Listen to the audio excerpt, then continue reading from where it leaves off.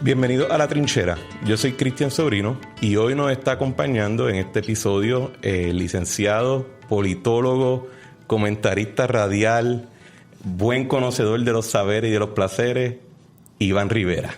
Saludos, Cristian, a ti y a todos los que nos escuchen aquí en La Trinchera. Oye, la música de introducción me remontó como al Al-Ándalus. Sí. En el Alhambra, con las paredes talladas de versos del Corán y demás. Me sentí allí viendo la fuente de agua natural en el centro. La canción se llama Spirit of España. Me sentí allí, en el Al-Ándalus. Está bueno. El último bastión del rey moro. ¿A ti te gustan esos los últimos bastiones?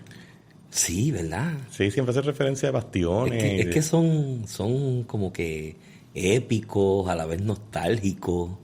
¿Sabes? Sí. Cierran ese misticismo también de que fue el último. ¿Qué hubiese pasado? Siempre tienen no hubiese sido el último. Siempre tienen un cuento, una historia de la última defensa, el héroe que muere ya sobrecargado de todos los soldados. Siempre tienen ese tipo de cuentos. Entonces, además, siempre te abre a pensar que hubiese sido de la historia de la humanidad si ese último bastión se hubiese sostenido. Eso es así. Hubiese caído, ¿no? Todo cambia. ¿Te acuerdas la película aquella de Butterfly Effect? Que esa era que cada vez que él trataba de cambiar algo en la historia, tenía un efecto. Tenía un efecto que te descuadraba todo el panorama de su vida y de los que estaban a su alrededor. Sí.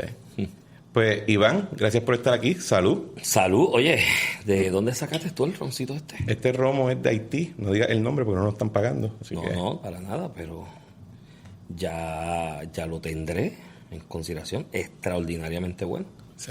¿Y cómo te sientes? Súper bien. ¿Sí? Sí. Yo estoy nervioso. ¿Por qué? Empezando este proyecto me tiene un poquito tenso. ¿Qué episodio es este? No sé cuál va a ser, pero va a ser de los primeros definitivamente. Y no es la parte de la razón que también te invité, aparte de tus opiniones y lo que creo que puede aportar y que está aportando ahora mismo, es hay esta cita que a mí me encanta del poeta T.S. Eliot, que la voy a resumir en que la aventura termina donde comenzó, pero que reconozca el lugar por primera vez. Y mi participación en la discusión pública comenzó contigo. Tú me invitaste a estar en el panel del programa de Damaris Suárez. Eso es correcto. En Radio Isla. Bueno, ya para el 2016. 2015. 2015, no, 2016. ¿Era 2016? 2016 ya era, sí. Entonces tú tenías tu programa en Radio Isla. Correcto. Y los viernes de Guayabera comienzan... en Radio Isla. En Radio Isla los viernes, recuerdo, estábamos Ramón Rosario y yo allí en Radio Isla. El programa se llamaba Hablando Claro. Exacto. Y todos los viernes tú ibas. Yo iba todos los viernes. En Guayabera y comenzó el viernes de Guayabera. Exacto. Y después Ramón entra al gobierno, yo empiezo a sustituirlo y después entro yo y te dejamos solo. Sí. Y después llegó Jerome y demás y hasta que lo que duró el proyecto allí. Sí, tú eres como un Dávila Colón para esta generación en el sentido de que eres el portal para todos los personajes complicados de Puerto Rico. Pues yo creo que debe haber algo en común en Luis David y yo, que lo escucho con regularidad y todas las veces que tengo la oportunidad. Tenemos algo en común, no hay miedo. No hay miedo. En la gaveta. Sí, en la gaveta el miedo. El que tenga miedo, el que tenga miedo a morir, que no nazca. Que no nazca. Y yo creo que Luis David Colón y yo nos parecemos en eso. Tenemos opiniones diferentes en 20 temas y en 20 issues diametralmente opuestas, ¿no? Pero yo siempre he respetado su trabajo en esencia por eso, porque no tiene miedo. Y lo dice como cree y como lo ve. Y eso lo lleva a que se rodea de personas que a veces la gente le dice, ay, cuidado, no te rodees de fulano, ay, ten cuidado con Prensejo. Y yo, ¿por qué? No, sí, ¿por qué tengo que tener miedo de la opinión que le emita? Sí, yo leí una columna reciente de Leo Aldrich en El Nuevo Día, que me gustó mucho. Y de hecho la recomendé y digo que todo el mundo la debe leer como 30 veces. Porque él habla o escribe, mejor dicho, sobre la pasión que a veces tenemos en la isla porque alguien que sea buena gente, caiga bien, sea cool, sea del corillo, sea de la tribu, etcétera. Y el desenfoque que hay en la sustancia de lo que dice o del trabajo que haga la persona. Y en esa medida yo me he dado cuenta con el tiempo en en estos espacios que uno participa, que uno ve un poquito más lo que está detrás de la cortina, ¿cuántos foros se le da muchas veces a personas que la sustancia, todo el mundo sabe que es muy llanito, pero es cool, es parte del corillo, es chévere, así que vamos a darle rienda libre? Entonces, esa persona se le da el espacio en el medio de comunicación, en el programa de comentarios o el comentario o de análisis político, social, lo que sea, económico, y se le da el espacio estrictamente basado en eso, en que es cool. Es cool, es chévere, es políticamente correcto, ¿no? Y como es políticamente correcto y es tan así que a todo el mundo le... vamos a darle el break porque no va a pisar un callo ni va a provocar una crítica al medio o al proyecto o al programa, ¿no? Esos son los que yo le llamo los muñequitos de los 7 culitos. Que como quiera que tú los tiras, caen sentados. Tú Sí. lo tiras para acá, caen sentados. Lo tiras para el otro lado, caen sentados. Lo tiras para el otro, caen sentados. Y de esos hay muchos en los medios de comunicación, y después que algunos de esos pasan por los medios de comunicación y llegan a ser funcionarios públicos. Bueno, algunas personas dirían que eso fue el resultado conmigo y con Ramón y con otros que tú les dices, y Alfonso, que también tú le diste espacio en aquel foro de Damaris, y de momento terminan de funcionarios públicos. Bueno, pero ustedes terminan de funcionarios públicos tomando posturas diametralmente opuestas a lo que era el consenso de lo políticamente correcto en los medios, ¿sabes? Porque ustedes entran en ese panel con Damaris en Radio Isla, tanto tú, Ramón, conmigo en el programa en Hablando Claro, Falfo también con Damaris, y yo los escuchaba todos los días que tenía la oportunidad. Y ustedes no estaban allí conciliando posturas populistas, ustedes eran bastante verticales y bastante críticos en contra incluso de eso mismo que estamos analizando, de que todo el mundo quiere ser políticamente correcto. Y luego su paso por la esfera pública tampoco destacó por estar en el afán del muñequito de los 7 culos de estar bien con todo el mundo. Al contrario, ustedes se buscan crítica, y luego yo, conociéndote a ti, a Ramón, de años desde la universidad, a Falfo y a otros de los que estuvieron en el gobierno cuando tú eras parte del gobierno, yo los veía y yo veía a todo el mundo como con una alergia en la piel, y ustedes hablaban en los medios y empezaban a jascarse, decían, ¿pero por qué? ¿Por qué le está hablando por radio a nombre del gobierno? No puede ser, qué sé yo. Y le daba esa piquiña y esa cuestión. Y yo le decía, porque yo soy un poco mayor de ustedes, pero no lo decía de manera despectiva la frase, lo decía con todo el respeto y admiración que tengo por su intelecto y su capacidad y desprendimiento. Yo decía, cuidado, porque ese grupo de chamaquitos no son brutos. Ese grupo de chamaquitos son inteligentes y tienen un plan, un proyecto en mente. Ellos no están aquí complaciendo a nadie, ellos están haciendo las cosas que hay que hacer. Y yo se lo señalaba y decía, olvídate de eso, si lo que dice es lo políticamente correcto, no, olvídate, la cuestión es que lo hagan. O sea, porque ya la época en Puerto Rico de estar hablando para los bleachers, para que todo el mundo esté contento y todo el mundo te aplauda, ya eso no debe ser la norma, porque mira dónde hemos llegado con esa filosofía. ¿Cómo tú crees que se desarrolla ese consenso? Yo creo que yo entiendo bien a lo que te refieres, pero lo entiendo como alguien que simplemente pues sabe a qué huele la comida porque la huele todos los días, ¿verdad? Pero si la fuera a articular, yo diría que es un consenso bien corporativista, no necesariamente de comercial o mercadial, simplemente es bien corporativista. Es una visión que es bien cómoda para diferentes grupos corporativos en la isla que dominan o que tienen, o dominaban, mejor dicho, lo que era la actividad económica de la isla y de todas las personas que trataran de alguna manera u otra encajarse con la isla, ¿verdad? Y que también es bien amigable a posturas de izquierda siempre y cuando sean ya adoptadas por esa comunidad internacional élite que no conoce. Yo no soy ciudadano de mi país, yo soy ciudadano del mundo. Ese tipo de visión, yo veo eso como el consenso en Puerto Rico, que tú haces referencia a que si es políticamente correcto o no. ¿Tú lo ves igual o estoy fuera de base para ti? Lo veo igual porque hay una relación simbiótica entre grupos y proyectos de izquierda de los 60 y los 70 que se erigieron a la vez en esa relación simbiótica con ese mundo corporativo o intereses económicos que hicieron mucho dinero en esa época. O sea, aquí hay una realidad en Puerto Rico que no se puede tapar el cielo con la mano. aquí entre los 60 y pico hasta los 90 y pico, se hizo mucho dinero. Sí. Se hizo mucho dinero aquí, se hizo capital de verdad, ¿no? Por distintas razones que las podemos hablar hoy u otro día, pero se hizo mucho dinero. Entonces, la estrategia de las izquierdas en la época de los 60, que fue cuando ya la organización esta de países no alineados y otros comenzaron a erigirse y establecer unas líneas discursivas estratégicas, ya para este grupo económico dominante, ¿no? En el caso de Puerto Rico y en el mundo entero, ¿no? Ya esas estrategias estaban leídas. Hay libros, hay textos de eso completos, de cuáles eran las estrategias que usaban esos grupos en los 60 y 70. Entonces, estos grupos corporativos económicos, que muchos de ellos tienen dentro de sus activos o dentro de su haberes medios de comunicación, ¿no? Se sienten muy cómodos con ese discurso que va erigiendo ese de izquierda, porque ya lo conocen. Y como ya lo conozco, yo sé cómo lo voy a rebatir en caso de que comience a afectarme, porque ya lo tengo estudiado. Entonces, a lo que le tiene miedo ese grupo corporativo es a la introducción de discursos y planteamientos nuevos que no sean necesariamente los que ya yo estudié y ya yo analicé, porque que yo no estudié y que yo no he analizado me preocupa, porque yo no sé cómo me puede explotar. Y como yo no sé cómo me puede explotar, no puedo advertir o prevenir que vaya a afectarme.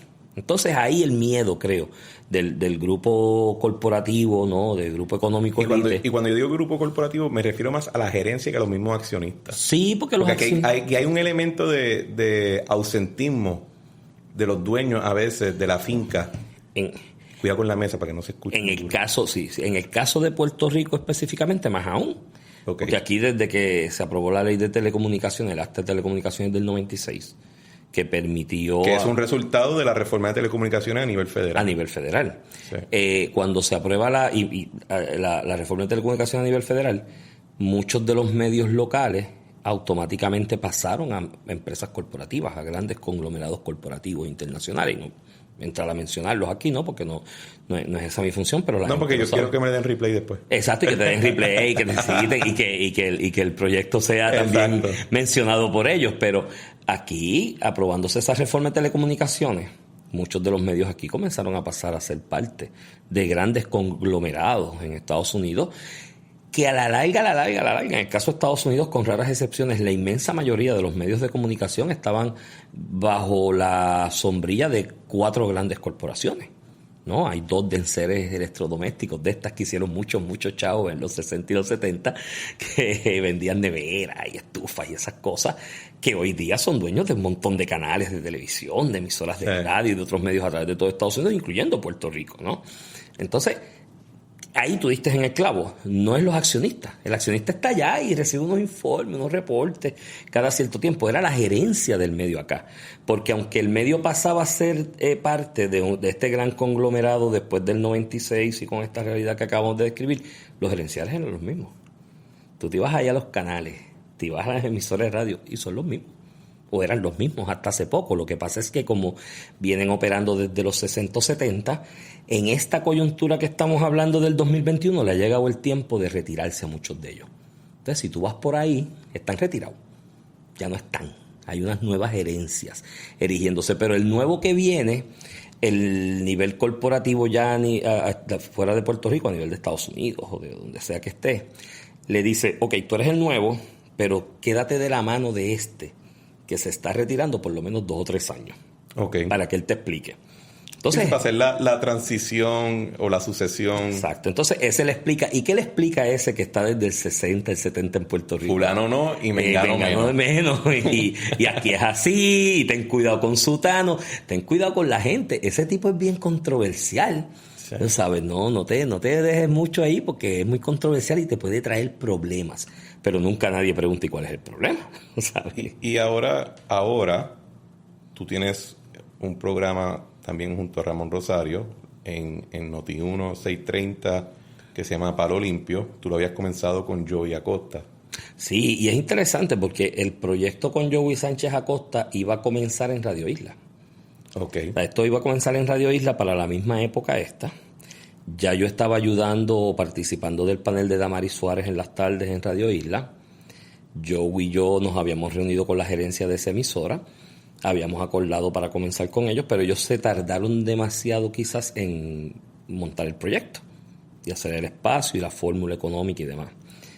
Cuando nos llaman, Joey Sánchez Acosta asiste a la reunión y saliendo de la reunión, el director de programación en esa época era Eric Toro, le dice a Eric, hay un problema, se tardaron mucho y ya yo firmé con Noti1. Ok. Y yo, anda, entonces Eric me dice, ¿qué vas a hacer? Y yo le dije, mira, mano, correr. Yo le dije, hay un muchacho que es muy bueno, que yo lo conozco de la universidad, comunica muy bien, tiene buen delivery, es muy inteligente, y yo creo que puede ser. Y le dije, llámate a Ramón. Ok. A ver. Y ya Ramón había estado en televisión, en lo que era el Canal 40 y demás. Y le dije, déjate, allí hubo una resistencia natural, porque era nadie que no lo conocía y demás. Yo dije, mira, dale 3 meses al proyecto, si no funciona, nos botas, tú sabes. Entonces ahí rápido yo te llamo a ti. Te digo, mira, Cristian, yo me voy para por la mañana, para que estés con Damari en la tarde. Y exacto. Con Damari, después tú recomiendas a Falfo. Ahí estuvieron Luis Herrero, Heriberto Martínez. Hoy día director ejecutivo de la importante Comisión de Hacienda de la Cámara de Representantes. Y de Asuntos de Promesa. Y de Asuntos de Promesa. Y tuitero por excelencia. Y tuitero por excelencia, y nos divertimos mucho.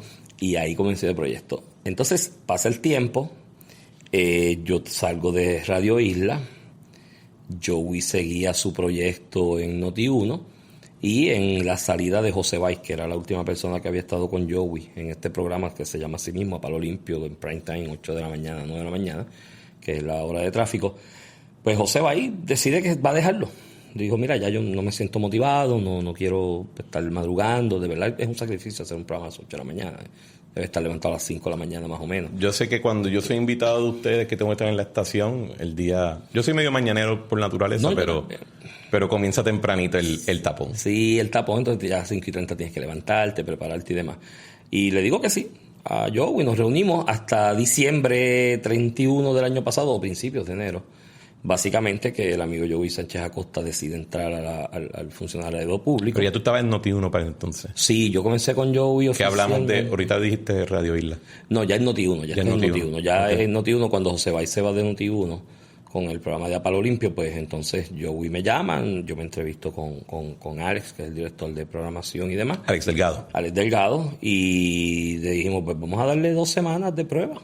Okay. Tú nos escuchas juntos porque... Joey y yo no lo habíamos hecho juntos, programa como tal todas las mañanas, pero sí habíamos estado de invitados en distintos medios juntos. Entonces, pues, mira, yo creo que fluye. Y nada, ya a partir del 30 de junio en adelante del 2020, pues comienza con Joey oficialmente hasta que Joey decide que va. Y obviamente al Joey decir me voy y voy a entrar al gobierno a trabajar, pues entonces viene el reto, ¿con quién?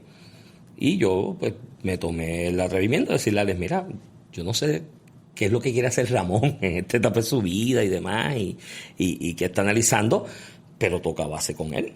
A lo mejor a él le interesa. Y ya era algo probado, o sea, no era venir a ver si la química con esa persona funcionaba o no. Ya la química con Ramón estaba probado que funcionaba. Y cuando montan el programa, un poco después ya se convierte que el número 1 ahora mismo en eso. En ese bloque de tiempo es el número 1. Eso es así. Y los números están, y el crecimiento es exponencial. Y es para el sufrimiento de muchas personas. Sí, y mucha gente le molesta, y mucha gente le duele. Se siente cuando hablan del programa el dolor que cargan. Sí, y el dolor de que los números estén tan bien. Sí. ¿No? Y que el respaldo sea tan bueno y se nota en las redes sociales. Yo recuerdo comenzando que a la menor provocación que Ramón decía algo que... Es más, Ramón es bastante políticamente correcto, ¿no? Sí. Ramón es bien vertical, es bien puntual en su señalamiento, pero trata de ser políticamente correcto, ¿no?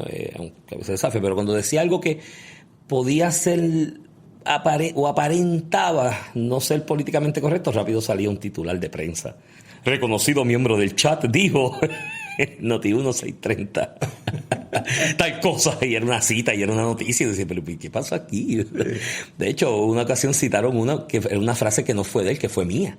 Entonces decía, mira, tras que no me mencionan, no me dan el crédito, le echan la culpa a este. Bueno, y es lo que yo decía, que si algún día en esos comienzos del programa de ustedes, que yo decía que si de momento... Que la única manera para citarme a mí era que yo me levantara y le diera 4 garnatas Exacto, a Ramón. y le pegara un tiro a Ramón y la noticia sería que se lo buscó.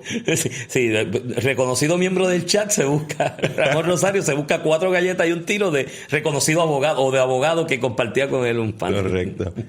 Entonces, ahora que tienen el programa, y tienen el programa número 1 en ese horario, a la misma vez contrastas que el mensaje tuyo, a veces el de Ramón, a veces el que siempre has llevado en tu línea, no es cómodo, no es políticamente correcto, pero ahora te dan el espacio en un medio tradicional, haces esencialmente lo que tú digas, dices lo que tú digas, no tienes que estar... Sí, no tengo cortapisas de línea editorial ninguna, y eso se lo agradezco a la familia Soto, porque eso es lo particular de este medio, ¿no? De Noti1 y de Uno Radio Group, ¿no? Bueno, y la trinchera también, que es mío. Y la trinchera también, que estoy yo.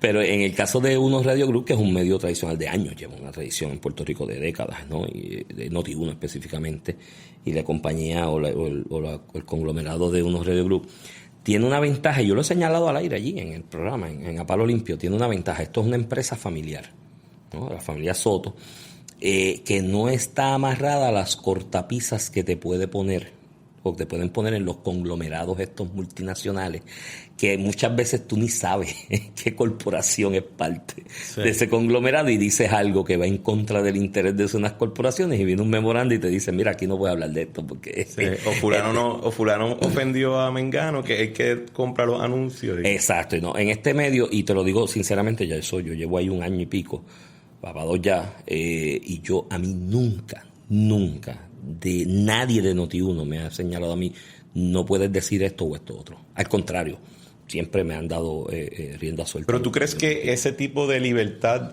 es lo que hace que sea mercadeable o que sea exitoso comercialmente? Yo creo que eso es lo que lo hace exitoso comercialmente, porque es diferente. ¿Y qué dice eso entonces de la conversación? ¿De que hay espacio para un realineamiento? Definitivamente. ¿O para traer puntos de vista que no son los tradicionales, los talking heads tradicionales de los medios?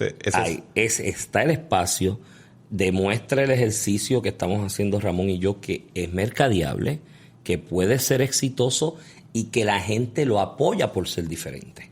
Porque yo trato de monitorear las redes más o menos de lo que la gente nos escribe con regularidad y demás, y en síntesis te puedo decir que la gente reconoce que hay un producto distinto, ¿no? Y que se están diciendo cosas distintas, y reconocen en muchas ocasiones, en el caso de Ramón y mío, en el mío más en detalle a veces, y es gracioso, gente que me escribe para reconocerme que dentro de la irreverencia estoy diciendo las cosas que son, y que le estoy diciendo de manera irreverente, y dicen, nadie se atreve a decirlo, y tú, Iván, te atreves a decirlo, qué bien. Yo a veces puedo ser demasiado irreverente, así que lo bajo un poco cuando estoy en...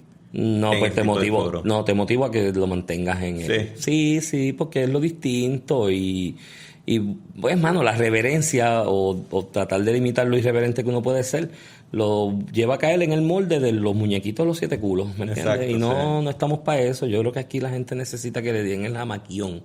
No, yo lo decía así de principio, y cuando empecé en este proyecto en A Palo Limpio ya con Joey, y esto yo lo hablaba con Joey con regularidad, porque a veces Joey se asustaba y me decía, espérate, Iván, suave, y decía, no, a la gente hay que darle el shock de realidad.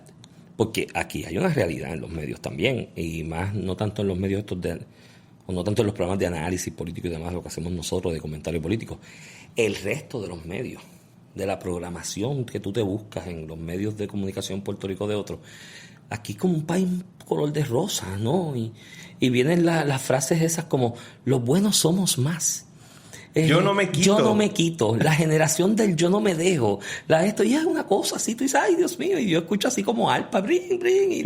Y unas niñas brincando así de lado a lado, tirando flores. Y dicen, ese no es el Puerto Rico que yo conozco. Yo salgo aquí hoy de donde estamos grabando esto y vamos 2 bloques más abajo y te enseño. Los niños no están tirando flores así para los lados y demás. Están tirando unas cosas serias. Exacto. Y es bueno darle ese shock de realidad a la gente de vez en cuando. Y un poquito por eso...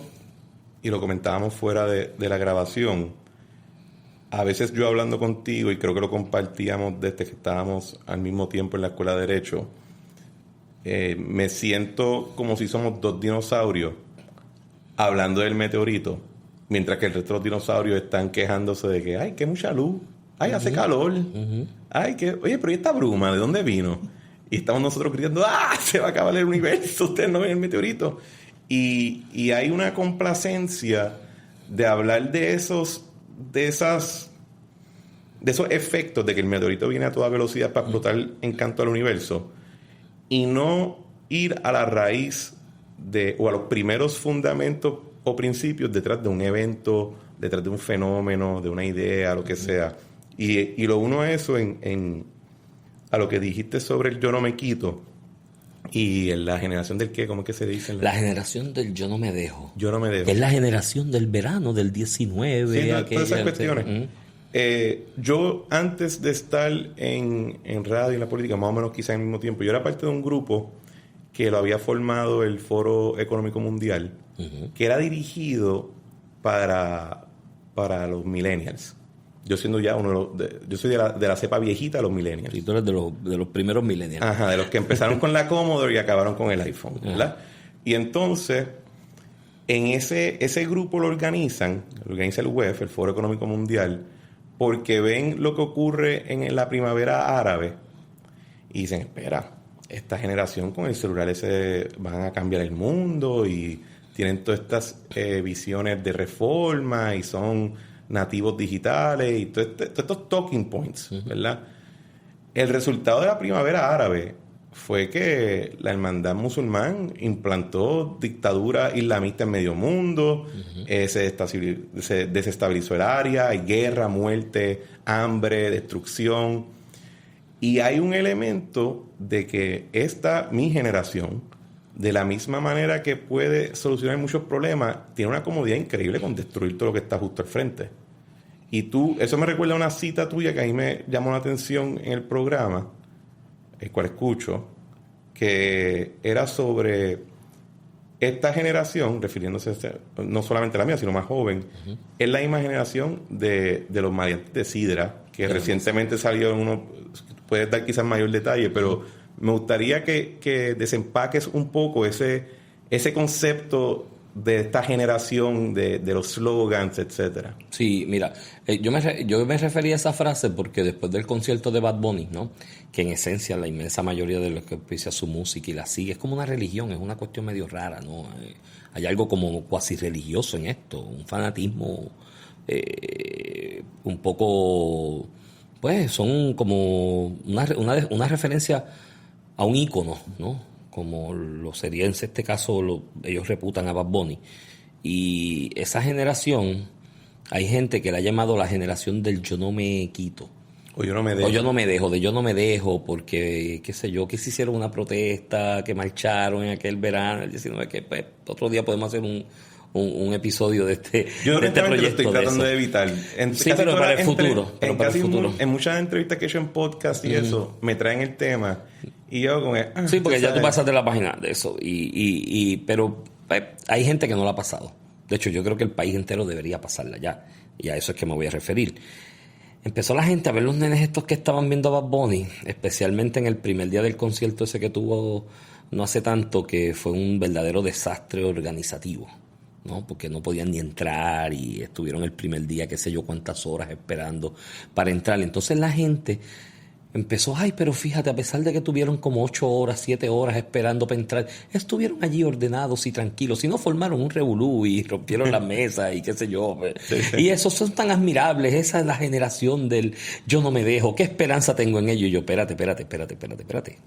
Esos que estaban ahí son una porción o un % una fracción de una generación de la cual también es parte de los que estuvieron en la masacre de Sidra, de la coetánea en tiempo, que todos vimos en las redes sociales los tiroteos, el intercambio de balas, cómo murieron, lo dantesca de la estampa de estas personas muriendo, agonizando allí en el suelo a través de un video que pasó, y de los otros que pasaron y los tirotearon, que no tan solo los tirotearon, se estacionaron con toda la calma del mundo, vinieron corriendo y los remataron en el suelo. En movimientos tácticos. Sí, en movimientos tácticos. Eso es parte de... Esa es la misma generación. O sea, no me venga a decir que la generación del yo no me dejo son estrictamente los 10.000, 12.000, 13.000, 14.000 que pudieron estar en Irán Bison, que no rompieron ni una mesa. Que no la rompieron porque habían gastado ya los 200 pesos la taquilla y decían, Dacho, si me voy los pierdo, me quedo aquí para consumirlos como sea, ¿no? Y oigo al tipo allí balbucear las cosas que balbucea. Son la misma generación, ¿me entiendes? Es producto del mismo sistema educativo, es producto del mismo entorno social en el large, ¿no? En el macro, en todo Puerto Rico. Entonces, no me vanaglores y me pongas demasiada esperanza en esa generación que pueden tener, qué sé yo cuánto, 24, 25, 26 años hoy día. No me le pongas demasiada esperanza a esa generación, porque aquellos que tirotearon, que tanto lo que sale después en los medios de comunicación resaltado, que tanto los muertos como los gatilleros son parte de gangas de narcotráfico, que están en una guerra de mercado en esa área de Caguas, Sidra, San Lorenzo, y que se están matando unos a otros. Así que no me cifres todas las esperanzas en esa generación, porque esa generación tiene unos grandes problemas y unos grandes defectos. Yo no veía en la mía, que yo soy generación X ya, ¿no? 50 años. Yo no veía las masacres en mi época, y hubo narcotráfico también, by the way, y yo me crié en una barriada que hubo narcotráfico también. Bueno, y tu época era la época de Cocaine Cowboys en Miami, en todo. En Puerto Rico. Y de eso nos tocaba el relucto que nos tocaba acá, y seguíamos siendo el mismo puente. Pero esas masacres así de que frente al colmado, o frente a la esposa, o frente a los hijos, que matan los hijos y la esposa cuando van a justiciar a alguien por las rencillas o las deudas del negocio del narcotráfico, en aquella generación no se veía. ¿No se veía o no se reportaba? No se veía. O sea, era cuando ocurría, todo el mundo se olvida a veces de la historia. Y yo sé que las redes sociales aceleran el trámite o hacen más brusco al ojo lo que está pasando, porque en las redes sale el video. Pero en la época que yo me crié y yo repartí ese periódico, estaba El Vocero. Y El Vocero, Tomás de Jesús Mangual, yo decía de niño, este tiene un contrato con los sicarios. Porque él llegaba con el fotógrafo. El tipo estaba todavía agonizando así, tiroteado encima de la acera. Y él llegaba con el fotógrafo, lo cogía casi respirando ahí. ¿Cómo es que decían que si lo exprimía salía sangre? Que si lo exprimía salía sangre. Sí, es cierto, ese era el refrán popular allá en los 80, 90 sobre el Vocero. Tú lo exprimes, sale sangre. Y destaco la figura de Tomás Jesús Mangual, porque era el reportero que tenía a cargo las noticias policíacas. Entonces, de hecho, El Vocero, el mercado del Vocero era ese. El Vocero ahora es que se ha convertido en el periódico que reporta, resalta la cuestión política, de administración pública, económica del país. El mercado del Vocero, las primeras 6 páginas eran los asesinatos y los crímenes y el robo y la violación. Entonces, cuando y de hecho, me acuerdo que, porque a mí ese periodo cuando yo era chiquito me impactaba, porque la crítica que me acuerdo que le hacían al Vocero es: estás glorificando demasiado la violencia. Y la respuesta que yo entiendo que hacían muchos los reporteros o de la editora era: no, esto es algo que hay que confrontar de primera línea. Y hoy en día, le doy cabeza a eso y digo, quizás debimos quedarnos reportando ese tipo de asuntos, porque es increíble como yo puedo ver ese video en mi celular y que me afectó, sí. Me escandalizó, no. Y uno pensaría que en cualquier sociedad que se respete a sí misma y que entiende que la razón por la cual tiene un gobierno y tiene instituciones, etcétera, es para protegerse de los bárbaros y de los salvajes fuera de las murallas, pues cuando tú tienes una tasa de asesinato violento como esa, pues la reacción va a ser estado de guerra.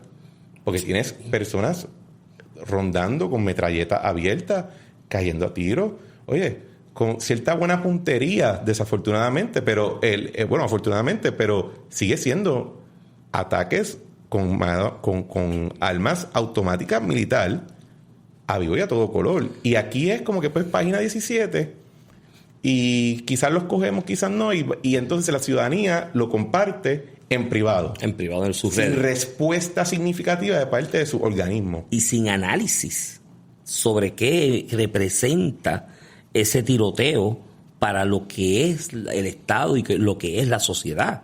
Porque no hay análisis al respecto. Tú subes el video a las redes y pones: aquí tengo el video de la masacre de Sidra. Y todo el mundo lo comparte y tú lo ves, te escandalizas y dices: diantre, hermano, ¿qué es eso? Especialmente los que somos padres, como en el caso mío, que tengo hijos de esa edad, me chocó en ese sentido. Decía: hermano, esos pueden ser los amiguitos de mi hijo. ¿Entiendes? O sea, niños para mí, porque sean manganzones ya de 23, 24 años, lo que sea, uno sigue viéndolo como niños, pues son sus hijos. Y uno dice, diantre, esos pudieron haber sido los panas de mis hijos. Mis hijos pudieron haber estado ahí, porque estaban paseando por el área y se encontraron con un amigo en ese bar y dijeron, ay, mira, vamos a darnos una cerveza. Y a lo mejor estuvieron ahí y cogían el tiro.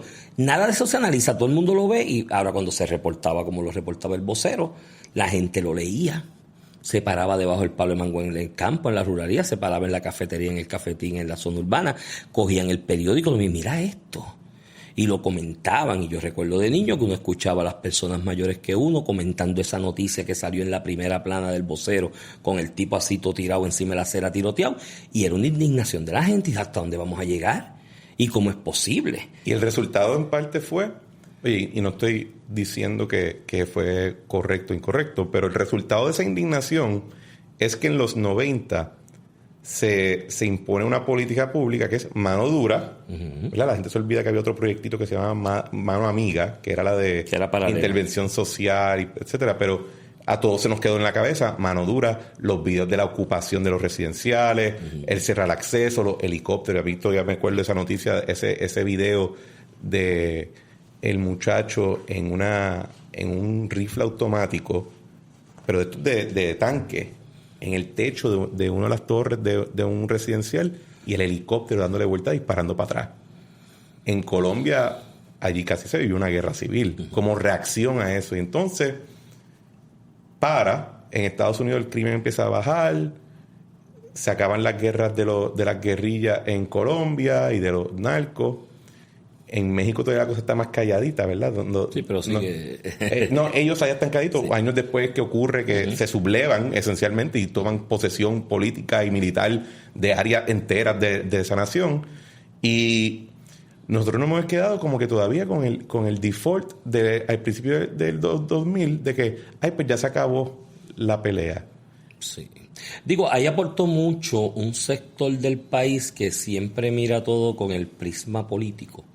Digo, aquí hay relaciones simbióticas en todo. Hay unos grupos que se identifican como académicos, scholars, sociólogos, ¿no? O sociólogos políticos, que tienen sus agendas electorales, ¿no? Entonces esos encuentran respaldo en otros que también tienen su agenda electoral tomada de la mano de rebatir políticas como esa que tú señalas de los 90, la llamada mano dura. La llamada mano dura vino porque un sector significativo de la población pedía eso.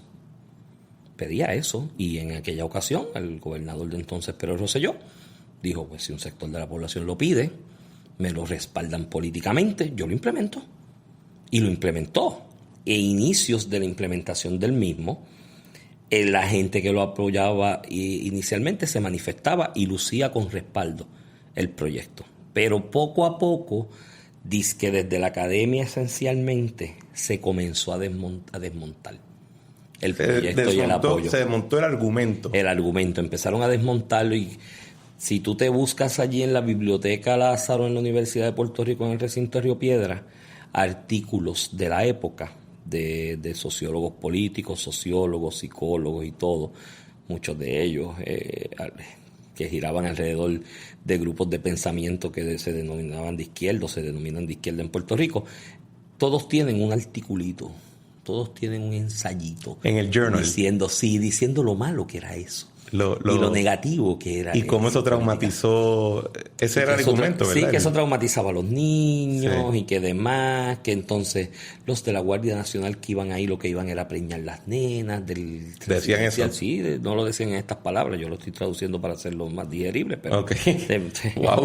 No, te estoy diciendo en una frase, te estoy resumiendo 38 páginas de un ensayo de eso. Sí, pero para estar claro, yo no creo que eso está bien. No.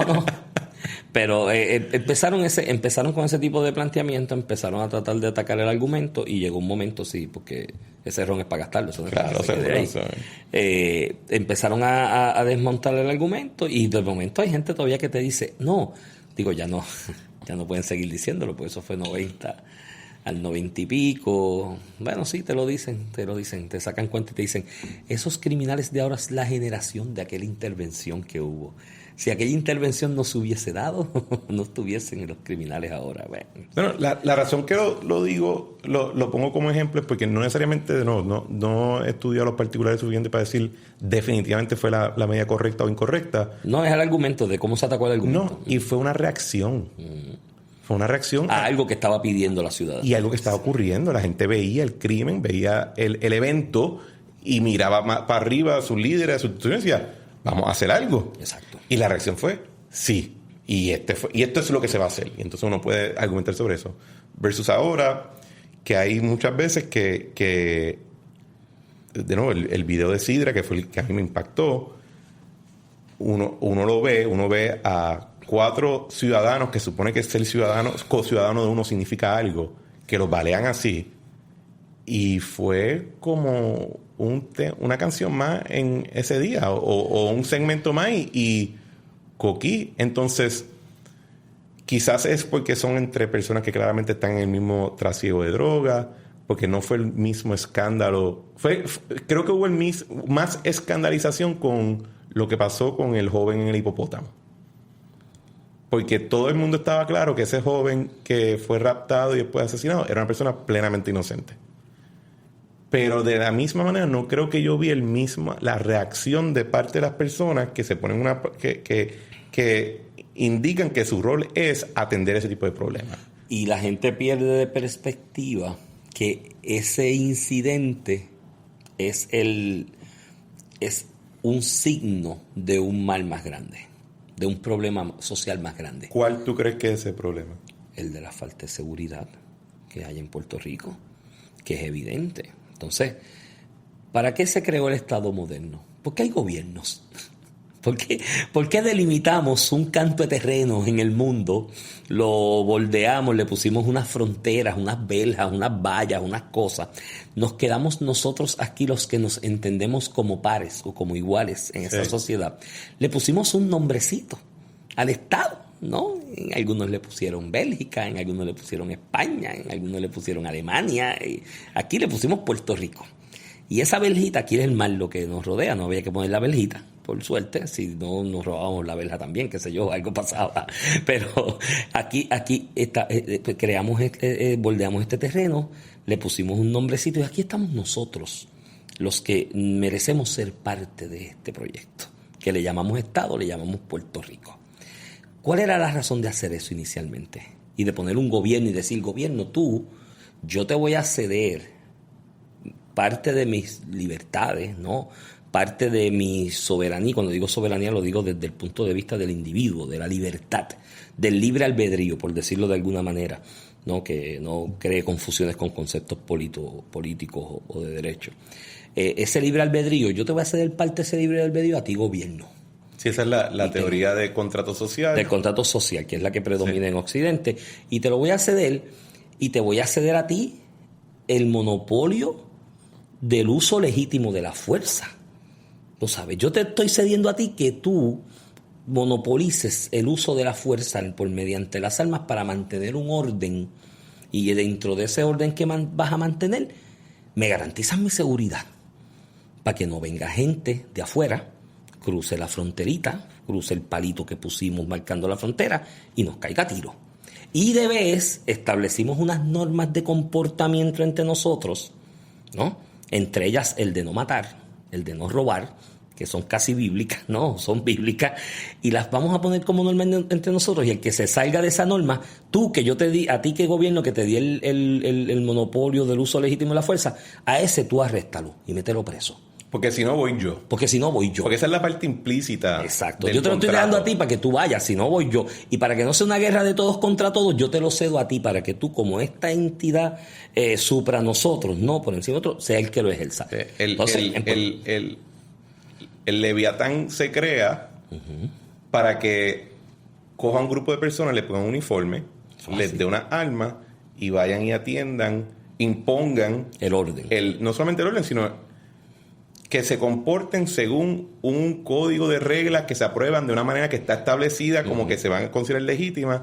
De lo contrario, porque esta es la parte esencial, no es simplemente porque es más limpiecito, es más ordenado. Es porque si no ocurre eso, la alternativa es que todos nosotros nos vamos a poner nuestro uniforme que nos dé la gana. Y vamos todos contra todos. Y nos limpiamos todos contra todos. Y vamos todos contra todos. Y esa es la esencia. Y entonces cuando tú ves un video como ese, tú dices, alguien está rompiendo el maldito contrato. Exacto. Y no veo al que yo le di la autoridad que esté haciendo mucho y que esté respondiendo efectivamente. Entonces, ¿en qué va a llegar?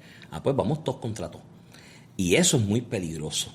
Porque en lo del todos contra todos, ahí entonces se pierde de perspectiva todo límite y todo norte. Y a mí eso es lo que me preocupa en el caso de Puerto Rico. Y cuando, volviendo al planteamiento original de la sociedad del yo no me dejo, esos que estaban disparando son parte de ellos no se están dejando. No se están dejando. Entonces, ¿qué remedio me cuesta a mí entonces?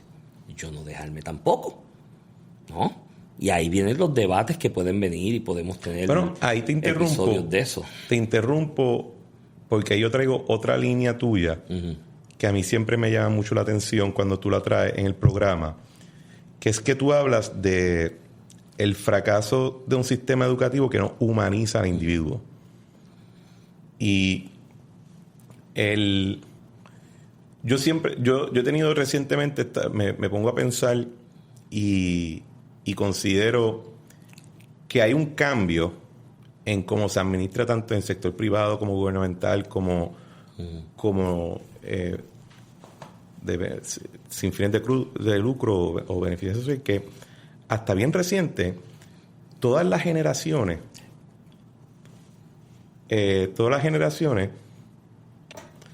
hasta bien reciente todas las generaciones que nos precedían,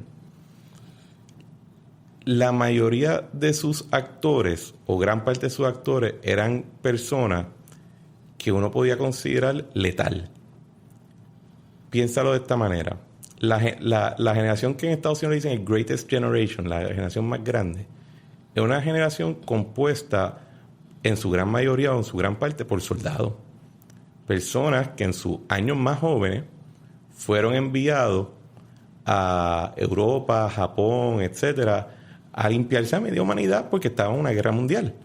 Y las generaciones que le siguieron, hasta quizás Vietnam, eran lo mismo. Tenías una gran parte de tu población eran personas que habían estado en un ejército, habían sido regimentadas y habían sido expuestas a situaciones letales. Entonces, de nuestra generación, quizás un poquito más temprano, quizás la tuya más, tú eres más generación X, para acá, esa experiencia común de tener personas que son regimentadas en sus años de juventud y que lo enseñan a ser letal, tiene que tener un efecto que ya eso tú lo eliminas. Ese factor de cómo se prepara la persona ya no está presente. Entonces, ¿qué uno ve en muchos lugares? Desorganización, falta de poder actuar colectivamente, el que tenga buena puntería de momento puede dominar a todo el mundo porque nadie sabe cómo defenderse de vuelta. Y veo como que no lo he podido articular completamente, pero veo ese factor presente. Y entonces creo que tú en esa frase que tú hablas de una educación que humanice, lo identificas en otro lugar. Y es que tú identificas que a la gente la están preparando como un cuido y después que salgan a bregar como si fueran caballos realengos.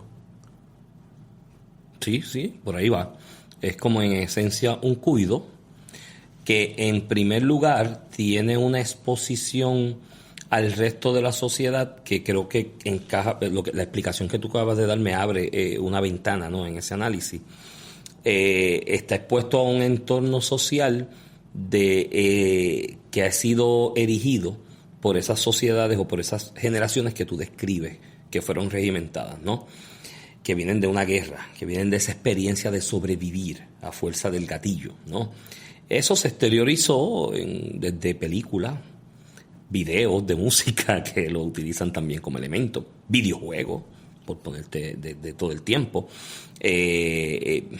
Recientemente, pues, qué sé yo, los memes que se hagan en las redes sociales y demás, que eso reflejan un entorno social que responde a esa realidad de esas generaciones que lo erigieron, de alguna manera, ¿no? De la mano con un sistema educativo también de alguna manera erigido por esas mismas generaciones que fueron regimentadas y que vivieron esa experiencia de esas guerras y demás, que montaron un sistema, un modelo curricular centrado en esa sociedad. Número 2, en crear empleados para la industria y el comercio que se generó después de esas realidades y de esas experiencias de guerra, ¿no? Y ese es el modelo curricular que tenemos. Entonces, tú coges a un muchachito, a ese niñito, a esa personita que en ese momento se está creando como individuo, como ser humano, todavía está en sus primeros pasos de crear su mente, su personalidad, su entidad. Lo metes allí a la escuela, a un cuido, a salir de ese entorno social que describiste acertadamente, y encima de eso, cuando va avanzando en la escuela, le enseñan, mira, mucha matemática, mucha ciencia, ¿no? La cuestión del área lingüística, que es importante desarrollar el inglés y español y demás, y se convierte en una repetición constante. Y a excepción de algunos proyectos educativos privados en Puerto Rico, regidos por ONG o demás, que amplían un poco más la oferta a otras cosas y a otras experiencias, en la escuela pública en esencia y en la mayoría de los proyectos educativos privados se rige por ese modelo. Entonces nunca se sienta ese individuo, esa personita, a decirle, ¿por qué tú estás aquí? ¿Por qué esta sociedad está organizada de la forma en que está? ¿A qué responde esa organización? ¿Y quién eres tú dentro de esa organización? Y eso no se le explica. O sea, la parte humanizante es crearle a cada persona un perfil que tiene que ocupar. Exacto, en el espacio. Primero, entender el entorno social en el que está, porque si no lo entiendes, estás perdido dentro de él. Entonces, si estás perdido dentro de él, dentro de ese entorno social, no sabes quién eres tú ahí, no vas a poder saber nunca quién eres tú ahí, qué pieza, qué posición tú ocupas ahí. Una vez entiendes ese entorno social, te voy a ti creando cuál es tu función, o no cuál es tu función la eliges tú, ¿no? ¿Qué espacio tú ocupas en ese entorno? Teniendo en cuenta de que es un entorno social de seres humanos, de personas, de seres humanos igual que tú, que de la misma manera en que tú quieres que te respeten, te den tu espacio, te tengan consideración porque eres un ser humano y tienes unos sentimientos y tienes unos asuntos psicoemocionales que trabajar, esa otra persona también lo tiene. Y que tú en esa realidad, una vez entendiste el entorno social en el que estás, el espacio que tú ocupas, tú vas a responder o debes responder en tus haceres teniendo en cuenta que hay otro similar a ti que ocupa su espacio también en ese entorno social. Y tú tienes un respeto por ese espacio y esa función que cada quien erigió en ese entorno social. A eso yo me refiero cuando hablamos de humanizar al individuo. Y eso crea unos grandes cambios en ti. Porque cuando yo te encuentro a ti en la calle, Cristian Sobrino, que a lo mejor dentro de tu personalidad particular y ese espacio que tú ocupas en la sociedad puede ser algo pedante, algo irreverente y algo incómodo. Wow. Yo vengo donde ti y te miro y te digo, mano, yo a ti no te tengo ni que caer a golpe, ni faltarte el respeto, ni tratarte con palabras soeces, ni atacarte, ni decirte salte el medio porque por ahí voy a pasar yo, ni tirarte el carro encima en la intersección porque yo digo, mira, aquí hay una persona que al igual que yo está ocupando un espacio dentro de este entorno social y merece el mismo respeto y consideración que yo. Eso no lo está haciendo el sistema educativo. En gran medida porque en Puerto Rico no tenemos una filosofía educativa. ¿Alguien se ha sentado aquí a pensar, ¿para qué vamos a educar? ¿Cuál es el objetivo de educar a esta personita que va a entrar aquí de 5 años chiquitito con su mochilita y me retrato con él cuando está entrando a la escuela y me emociono y digo, ay, está en la escuela? ¿Para qué es que yo lo voy a educar? ¿Por qué es que yo lo estoy trayendo aquí? ¿Para qué? ¿Cuál es el objetivo? ¿Tener un trabajito después? Hombre, no, el trabajito te lo consigues como sea. Yo trabajaba sin educación formal. Yo estudié hasta 4º año, más o menos, allí, en una vocacional los últimos 3. Me fui a hacer deporte, regresé y me fui a trabajar y no estudié. ¿Tú jugabas pelota? Pelota. Pero en ese lapso de tiempo, entre yo dejar de jugar pelota, tener hijos, hacer familia, trabajar, hice algo de chavitos, casita, carrito, las fotos con el perrito y la familia, chévere. En ese espacio de tiempo que te lo puedo describir, de 10 años aproximadamente, yo no era ni una décima parte del ser humano que soy hoy. Yo era el tipo que andaba, cuando no estaba con mis hijos obviamente en el carro, andaba a 100 millas en la carretera, en el carro. Porque no tenía conciencia de dónde yo estaba ubicado en este entorno social y no me valía hongo lo que me pasara o le pasara al que estaba alrededor. Yo era el individuo que podía ser, puedo serlo a veces si me da coraje, pero mucho más comedido y con otra vez. Bueno, yo te he visto. Me has visto con coraje. Yo te he visto endiablado. Tú me has visto endiablado. Pero yo era el individuo que no tenía ningún tipo de consideración ante el otro, que ante la incomodidad que me causara alguna postura que estaba tomando, yo arremetía contra la persona y si tenía que levantar las manos, se las levantaba y le sometía. Yo era el individuo machista. Yo digo constantemente, y lo he dicho en el programa y lo digo donde quiera que me paro y me entrevistan, yo soy un machista en rehabilitación, porque yo me crié en un entorno machista, que mi padre le daba a mi madre, con mucha regularidad, y eso es lo que yo vi. Y yo me crié bajo esa impresión de que es mi mujer, y como es mi mujer, es lo que yo diga. Y eso yo lo fui cambiando. Esas actitudes. Yo no era la persona que daba los buenos días cuando llegaba, ¿sabes? ¿Quién diablo eres tú para darte los buenos días? Yo era la persona que iba a un restaurante y si la mesera o el mesero se tardaba mucho, decía, ¿qué pasa? Y ven acá, ¿y por qué te tardas tanto? Versus ahora, que yo entiendo que es una persona que está trabajando, que está fajada, y si hay una tardanza, mira, ¿tú crees que me puedes ayudar? Esos 10 años yo no era la persona que soy hoy día. Llego a la universidad y la universidad me da ese espacio de yo entender el entorno social. ¿Por qué el entorno social es como es? Porque entiendo los orígenes del mismo y cómo se erigió, y me entendí que yo ocupo un espacio y una función en ese entorno social como ocupas tú, como ocupa el otro, y tengo que llevar una convivencia con el otro como un ser humano que soy. Pero tú lo dices más allá de buenos modales. Sí, mucho más allá. Pongo el ejemplo de los buenos modales, pero es todo, o sea, no, déjame ver cómo te lo explico. Estoy tratando de buscar ejemplos para hacerlo en Arroba Bichuela. Va mucho más, allá de lo... Ese es parte del punto de este proyecto de La Trinchera, que era... Y no es crítica a tu programa ni el de más nadie. Es que el producto de radio o el producto de televisión es bien inmediato. Y tú no tienes la oportunidad de profundizar estas ideas que en nuestra cabeza pensamos que está escrito en español o en inglés, pero en realidad hay que traducirlo. Es en una nube. Sí, y hay que traducirlo, hay que bajarlo. Pues mira, déjame ver cómo te lo explico. Porque hay algo, más allá de los hay algo que tú me dices que un poquito de yo creo que se podría resumir como en conciencia cívica, pero conciencia cívica es como que demasiado vainilla. Es muy general porque tú puedes estar al margen de la humanización y tener conciencia cívica, ¿no? Y que sería como los buenos modales, por decirlo de alguna manera. No, es algo más allá. Es un asunto que te cautiva tu espíritu, cautiva tu alma, hasta el punto que te lleva a ti a tratar a los demás como seres humanos, partiendo del punto de vista que lo ves como tú igual. ¿Me entiendes? Es tu igual, indistintamente su estrata social, indistintamente su idea política, indistintamente su posición económica. Aquí hay muchas guerras en Puerto Rico dentro de esta deshumanización. Está la guerra política, donde el otro, por ser de un partido distinto o creer en una fórmula de estatus distinta a la mía, ya vale menos. Y todo lo que dicen es descartable. Sí, Y le puedo atacar su familia, su integridad, su entorno. Se lo puedo atacar a mansalva porque es el otro. Déjame darte un ejemplo. Ahora, hoy por la mañana, yo estoy, antes de venir para acá para montar la grabación, estoy en la computadora y entro al Twitter, y cuando veo un post que estoy viendo así los comentarios, en el espacio mío para comentar, si yo quisiera comentar, tenía una nota que decía: recuerda que hay un ser humano detrás de la computadora.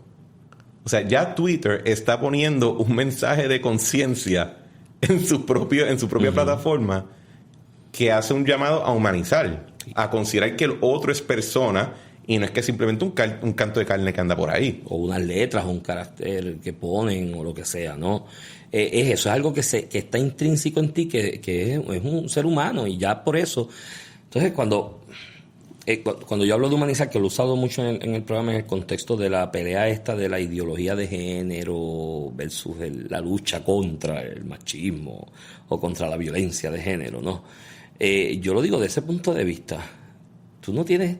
Si tú coges a la personita esta que entra a la escuela a los 5 años con su boltito, con su mochilita, su loncherita nueva y vas y te tomas la foto con él y te emociona, tú lo humanizas, le das esos elementos que acabamos de hablar de entender el origen del entorno social que tenemos, por qué es el entorno social que tenemos, cuál es el entorno social y tu espacio en el mismo como ser humano.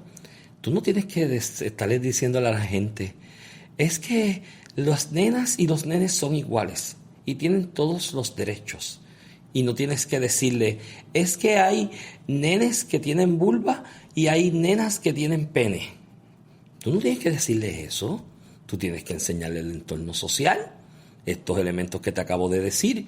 Y ese ser humano que está al frente de esa personita cuando crezca, ya sea un ente social con plena facultad de ciudadanía, entiéndase, de plenas facultades otorgadas por su ciudadanía, entiéndase, ya tiene la mayoría de edad. Exacto. Para ser hasta incluso punible penalmente. Sí, cuando te dicen, ¿cómo tú estás? Estoy muy feliz en el pleno disfrute de mis derechos civiles. Exacto. Muchas gracias.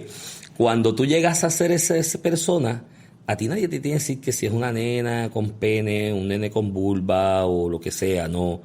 No es anatómico. No es anatómico, es la esencia. Es la esencia del ser humano. Y no tengo que entrar en esos detalles. Es el humano y yo lo voy a respetar. Lo voy a querer. Lo voy a aprender a apreciar como ser humano que es. ¿Entiendes? Eso te lleva a la otra dimensión en el aspecto de la seguridad. Si tú coges esa personita, esos mismos elementos, cuando llega a esas edades críticas de decidir para dónde voy en la vida, ¿no? En esta sociedad que tengo, la opción de irse a doblar la esquina o a velar el muerto en el punto es descartable de plano por ese ser humano. Porque ese mismo ser humano te va a decir, anda, mano, y lo que pasa es que esa empresa conlleva, al estar al margen de la regulación oficial del Estado, conlleva que me tengo que fajar a tiros con alguien en algún momento. Porque al estar al margen de la regulación oficial del Estado, es la guerra de todos contra todos. Sí. Por lo tanto, conlleva... No hay contrato social ahí. Y ya la persona lo entiende y dice, esta empresa va a conllevar matar a alguien. O que alguien me mate a mí. O quizás te impone hasta una expectativa de vida más corta de la que tiene que ser, porque es autoimpuesta. Porque es autoimpuesta. Mucho y cada vez que uno escucha a personas que han sido reformadas o que están en la cárcel, pero que ya están en un modo activista en contra de ese tipo de fenómenos, ellos dicen, yo en ese momento entendía que me iba a morir en esta edad y yo estaba muy cómodo con esa idea. En mi profesión, que de vez en cuando hago cosas de derecho penal como tal, yo he hablado con muchachos que están en eso, en ese negocio, y yo le comento y le digo, pero flaco, te van a matar antes de los 30 años. O vas preso antes de los 30 años y te dice, pero bien vividos y bien gozados. Porque ante la carencia del reconocimiento ese de ente humano, se figura o se ve como una pieza más en un juego de mercadeo. Donde tengo que tener los tenis más caros, tú no eres la camisa más cara. Tú no eres ciudadano, tú eres consumidor. Tú eres consumidor. Y como consumidor, dices, pues, vivo a todo fuete consumiendo, aunque viva 26 años y me maten. Cuando tú te humanizas y estás humanizado, y la educación es la carretera, la autopista para ese proceso de humanización, tú dices, no, yo quiero vivir más, porque hay tantas cosas que quiero hacer, hay tantas cosas que quiero vivir, hay tantas experiencias que quiero vivir, ¿no? Si tengo hijos, ya yo estoy pensando en que quiero vivir hasta ver mis nietos. No es simplemente consumir en el momento y ponerme los tenis más caros y al carro más caro, no. Es limitarme y sacrificarme para que ayudar a mis hijos a desarrollarse y humanizarse también y ver sus nietos y el producto de su desenvolvimiento social. Y yo te vengo al ejemplo de las 100 millas por hora en la carretera. Mientras yo no había pasado por la experiencia universitaria y de educación a ese nivel que me llevó a humanizarme, o yo entiendo que me he humanizado, o estoy en proceso para no ser categórico, pues puedo tener mil cosas todavía por mejorar y arreglar en ese sentido. Yo iba a 100 millas porque me importaba un pito si me moría. discúlpame con la mesa, me importaba un pito si me moría. Hoy día no, yo no paso de 55, 60 millas, de verdad. Sí. Y no tiene que ver con el ticket y el boleto de tránsito, que gracias a Dios hace años que no cojo un ticket por exceso de velocidad, cuando en aquella época, un día me paró un policía por Juana Díaz y me dijo, ¿sabe por lo que lo estoy deteniendo, verdad? Y le tengo que otorgar un boleto por exceso de velocidad. Yo abrí la gaveta del carro y yo tengo muchos, te puedo regalar de los que yo tengo. O sea, yo tengo un montón ahí. Ahora bueno, yo no paso... Yo cogí uno los otros días, me comí una luz sin querer y te lo cobran ahora al momento. ¿Ah, sí? Me sacó una maquinita. Móvil? No, con tarjeta. Visa. Ah, con tarjeta. Ajá. Ahí mismo, ¿la quieres pagar? Le quito descuento. Y yo, aquí está la tarjeta. Sí, porque es más barato. No, hay que me dio vergüenza decirle que no. Pero mira, ya la conciencia de no pasar del límite de velocidad está cimentada en que quiero vivir muchos años más.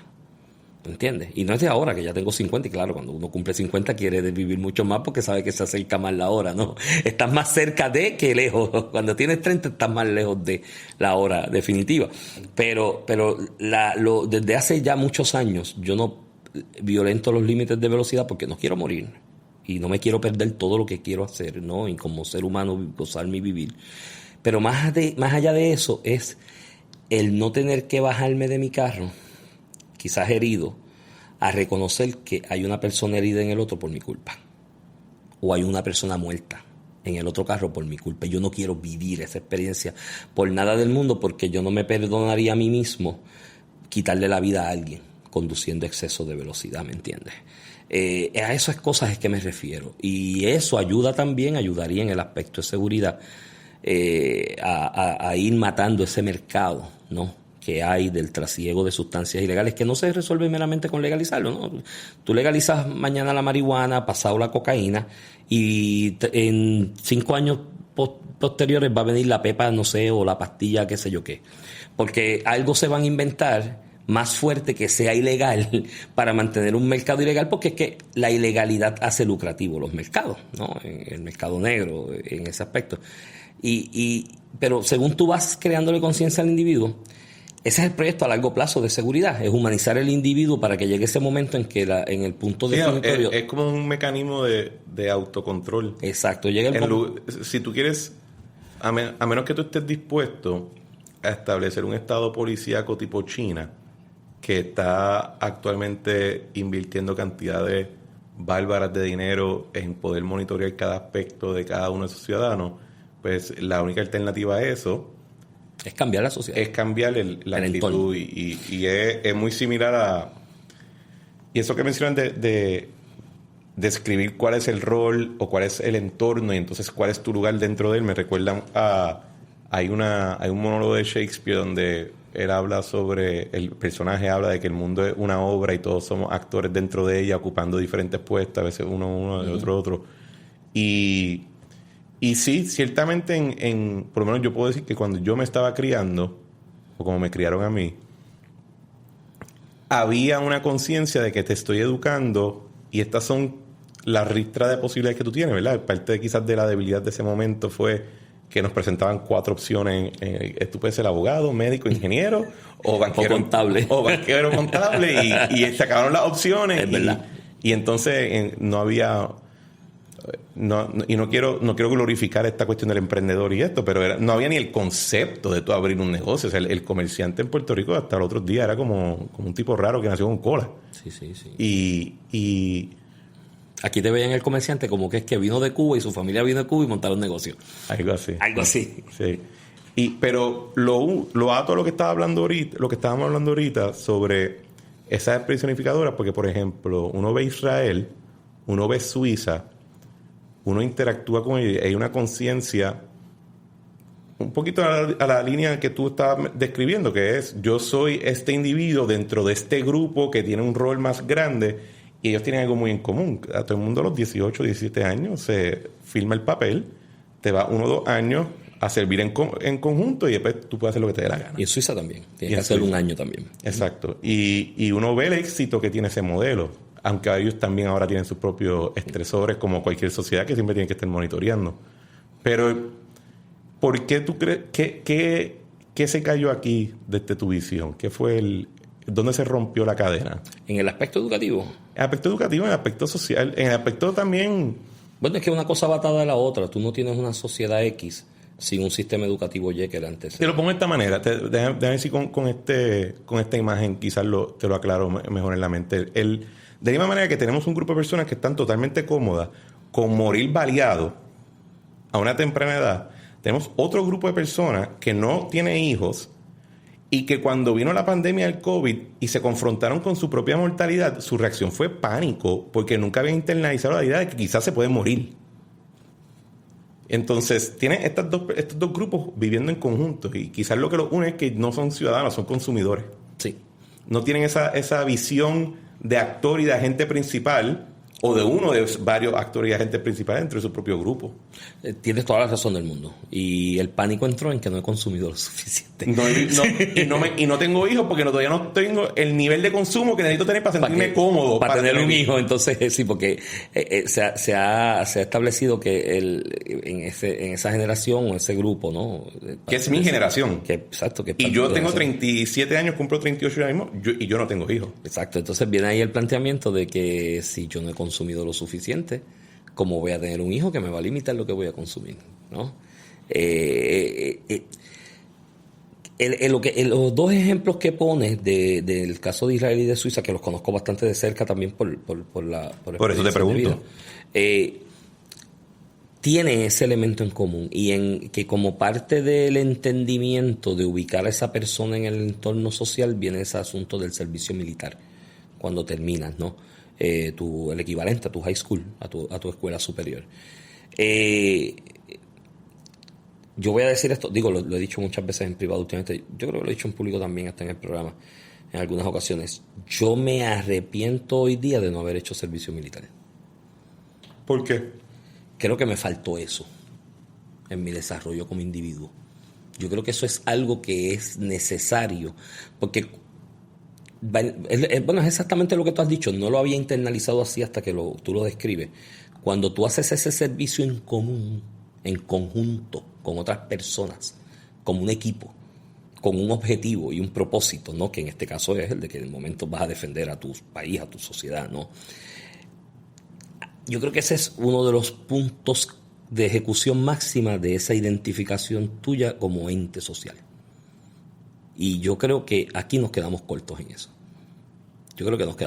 Y yo lo internalizo totalmente. Yo digo, si yo hubiese quizás a los 18 años, me hubiese tenido que haber ido un año o dos, como es el caso de Israel o el caso de Suiza, a hacer servicio militar obligatorio, o el servicio militar, no, ya allí no se le habla ni obligatorio, es una responsabilidad social, no es que te obligo, es que ya tú sabes automáticamente que... Sí, la pregunta no es quién tiene que hacerlo, es a quién vamos a dejarnos hacerlo. Exacto, ese es el discernimiento en su momento. Si yo hubiese hecho eso a mis 18 años, hubiese entendido ese espacio mucho antes de lo que lo entendí. Que me tomó a los 30 que fui a la universidad por primera vez a coger mi primer crédito de bachillerato y que lo empecé a internalizar quizás a los 32, ya cuando iba por mitad, 2/3 partes del bachillerato, que me había expuesto desde el punto de vista académico a entender el mundo, ¿entiendes? Porque estudiar ciencias políticas en Puerto Rico, en el mundo entero, pero más en Puerto Rico, básicamente tu currículo es eso, es entender dónde estamos y por qué estamos. Y por qué esto es así, porque este mundo es así. Y una vez tú entiendes eso, te empiezas a ubicar en ese espacio. Si yo hubiese 18 años, hubiese hecho servicio militar, lo hubiese entendido mucho antes quizás. O me hubiese encaminado a entenderlo mucho antes. Y yo creo que es una de las cosas que son positivas, que se han criticado, porque rápido la gente dice, pero es que la milicia, la violencia, Dios mío, las balas, las armas, y te critican. Hay muchas maneras que uno puede tener algún nivel de servicio universal o de cualidad común y quizás el origen no diría es que pienso también en otro lugar que no sea Puerto Rico y uno ve más o menos el mismo fenómeno, pero también ve la misma falta de experiencia común. Yo pienso en amistades mías en la República Dominicana y la distancia entre ellos y el resto de la ciudadanía es como hablar de marcianos y gente de Júpiter, o sea, y ellos no se ven necesariamente del mismo grupo. Claro. El tribalismo nuestro político, que es mucho más temprano por esta cuestión del estatus que nosotros vivimos en Puerto Rico, creo que tiene un efecto discursivo e ideológico dentro de la cabeza de todo el mundo mucho más profundo de que a veces internalizamos. Porque al final del día tenemos este debate que no se acaba. Y dependiendo en qué lado de la tribu tú estás, tú ves al otro como que quizás tenemos que acabar la guerra para poder entonces construir la ciudad. ¿Tú crees que hay algo de eso? Puede haber algo de eso, pero yo creo que una cosa es un determinante de la otra. Me explico. Perdóname. Una cosa no tiene que ser determinante en la otra. ¿Okay? Creo que hay algo de eso, pero creo que podemos empezar a construir antes de resolver eso, el asunto del estatus, ¿no? De la relación política o de qué tipo de personalidad jurídica internacional vamos a tener, ¿no? Por decirlo de alguna manera. ¿Y tú si lo vamos a tener como parte de la federación estadounidense o la vamos a tener al margen de esa federación, ¿no? Y tú como alguien que tiene un micrófono todos los días de frente, ¿cómo tú lo ves que... O sea, tú ves una misión... Tú tienes algo ese micrófono cuando te lo ponen al frente todos los días, ¿tú sientes que tienes como una fiducia con él más allá de simplemente entretener? No, definitivo. De hecho, por eso me metí en el proyecto. O sea, el proyecto de tanto el de Hablando Claro inicialmente, como el de ahora Palo Limpio, que empezó con yo y ahora con Ramón, y eso te puede dar fe de eso, Alex Delgado, que es el director de programación, cuando yo lo hablé con él. Está centrado esencialmente en la idea de aportar, ¿no? Conversaciones como esta, o quizás haya más condensadas por la cuestión del tiempo, ¿no? y el medio que... Pero es tratar de aportar algunas ideas, algunos elementos para que alguien de los que está con la facultad de hacer política pública y de ensamblarla, la coja y de alguna manera la moldee para tratar de tener un mejor país. Ese fue el propósito principal. No fue económico, incluso porque... No puedo hablar de los acuerdos y arreglos económicos que yo tengo con la emisora, pero eso no fue lo principal. De hecho, eso yo ni lo hablé antes de entrar. Después fue que me dijeron, mira, el presupuesto pues está así, está asado, lo que tenemos es esto. Y yo, mira, dale para adelante, y vuelvo y te repito. Alex, y los anuncios son de esta manera. Exacto. Yo te dije, mira, vamos, le dije, dale para adelante, y Alex Delgado te puede dar fe de eso porque fue así. Le dije, dale para adelante porque en esencia yo quiero entrar en esto a aportar. No es por la fórmula económica, ¿sabes? A mí no me hace ni más rico, ni menos rico, ni más productivo, ni menos productivo llegar allá a la emisora cerca de las 8 de la mañana y salir a las 9. Porque llego a mi oficina a las 9:15. Y si no estuviese haciendo esto en el programa de Palo Limpio a las 8 de la mañana todos los días, con toda probabilidad me iba a entretener más tiempo en mi casa, dándome el café, dando la vuelta por la casa, me iba a coger más rato para ducharme y qué sé yo, y iba a llegar a las 9 a la oficina, porque nunca he sido una persona de llegar a las 8 a la oficina, porque hay algo en mi subconsciente que me dice que la hora de oficina es de 9 a 6. En los estudios de gerencia hay una teoría que dice darle más tiempo a alguien no implica que va a hacer más, simplemente que se va a tardar más tiempo haciendo lo que está haciendo ahora. Entonces, si yo no estuviese esa hora en la emisora, pues no, esa hora en la emisora no implica que voy a perder de generar ingresos. Así que mira, mano, no era lo económico, era lo de aportar. Y ¿sabes qué? Me siento satisfecho porque dentro de lo que hablamos al inicio de este episodio, de cómo estamos en rating, el programa está hoy día Palo Limpio, en rating, en auspicio y en cantidad de radioescuchas y cibernautas que nos oyen a través de las redes. ¿Tú sabes la cantidad de gente que me escribe de fuera de Puerto Rico, puertorriqueños que nos oyen todos los días? El otro día estuve en una reunión de la Junta de la Federación Puertorriqueña de Voleibol, como abogado, me contaron, atendiendo unas cosas ahí. Tenemos un amigo en común que estuvo ahí. Sí. Y de momento, esta joven que está allí, que es una de las apoderadas de dentro de la Junta, me dice, yo hablo, y yo me doy cuenta cuando ella le pregunta al que está al lado de ella, y dice, ¿él habla por radio? Y él le dice, sí, le explicó. Luego en un receso que hubo, ella se acerca y me dice, yo te escucho todos los días desde Georgia. Y cuando escuché tu voz me di cuenta, ese es el que habla en radio. Así que aparte de la gente que nos escucha y demás, sí se ha aportado porque he notado, y esto ha sido así, y pues a veces da risa, pero es gratificante. Da risa en el aspecto de ser gratificante, no de burlarse del asunto. Me da risa porque Ramón y yo hemos hablado por la mañana de un tema, hemos planteado una propuesta o una idea y vemos por la tarde a la 1 a las 2 un titular que dice fulano de tal propone tal cosa, y yo, mira, pues nos están escuchando y estamos aportando. Sí. Y eso pues es bueno y es positivo y es gratificante porque va en la línea de lo que queríamos de aportar. Si no, bueno, y vuelvo a decir, no es ni por chavos ni por nada. Si fuera por chavos montaba una fábrica de ganchos de ropa. O sea, en Puerto Rico hay como 600 laundry, todos los días gastan ganchos de ropa, eso es barato. Y por eso es que aceptan reciclarlo, porque le hacen falta los ganchos. Exacto, y tú haces ganchos de ropa y el alambre es barato y los vendes, ¿sabes? ¿Sabes para qué también usan alambre, los ganchos? Para cemento. Mira para allá, no sabía. Así que vas a tener... Tengo taller si me monto una fábrica de ganchos de ropa. Sí. Pero ya es aportar, la idea era aportar y aportar desde una perspectiva distinta, no desde el adversarismo. O sea, yo me cansé de escuchar los programas estos de comentario político y de análisis, donde uno asume la bandera de un partido o de una no ideología, de una opción de estatus, y el otro la otra, y tienen que caerse a palos obligados. Y se insultan. Y entonces, o si no, todo lo que dice el otro está mal por el mero hecho de que tú eres del otro partido y yo tengo que llevarte la contraria porque yo soy del otro. Entonces la gente en la calle escuchando y apoyando, este es bueno porque este defiende los míos, el otro no porque no los defiende tanto. Sí. Y llegó un momento que yo me cansé de eso. Yo dije, mira, yo no puedo partir de esto del adversarismo, mano, porque es que si seguimos con ese estilo, nunca vamos a construir nada porque hay que destruir todo lo que trata de hacer el otro. Y de hecho, tú dices eso y me recuerda que tú has cogido mucha crítica. Y hay gente que hasta te insulta de que tú eres simplemente un monigote de Ramón, o que tú eres monigote de cuando estábamos tú y yo en el programa, que eras mío. Como que esta cuestión de que si tú no estás, si Iván Rivera no se está cagando en la madre todos los días, a los PNP, al PNP o al que sea, pues es que tiene que estar comprometido de alguna manera u otra. Y el asunto es que al día de hoy, y yo he explicado de 1000 maneras distintas, por ejemplo, en la diferencia que tú y yo tenemos, que es la que podemos tener Ramón y yo en el asunto del estatus, yo no soy estadista.